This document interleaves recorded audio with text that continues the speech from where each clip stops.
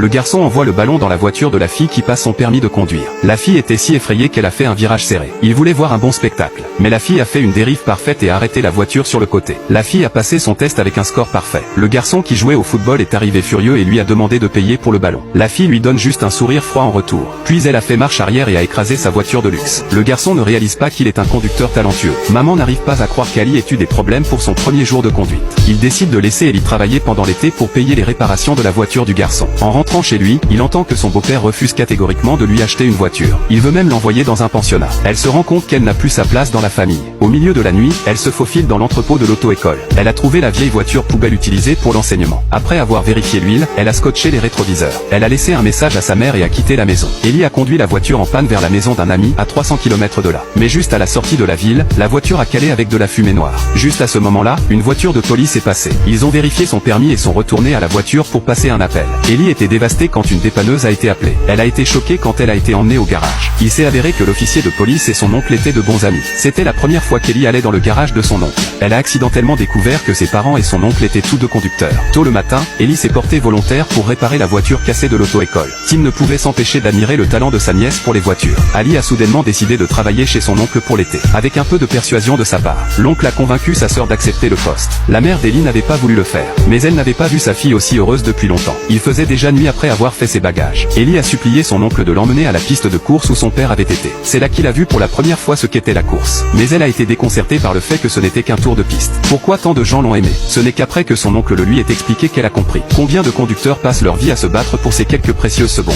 Quand elle est revenue, Ellie ne pouvait pas regarder la photo de son père. Il voulait savoir quel genre de cavalier il était. Mais tout ce qu'il a pu lui dire, c'est qu'il était très bon. Le matin, le garage avait été transformé par lui. Une bâche cachée dans le coin a attiré son attention. Quand il l'a ouvert, il a été stupéfait.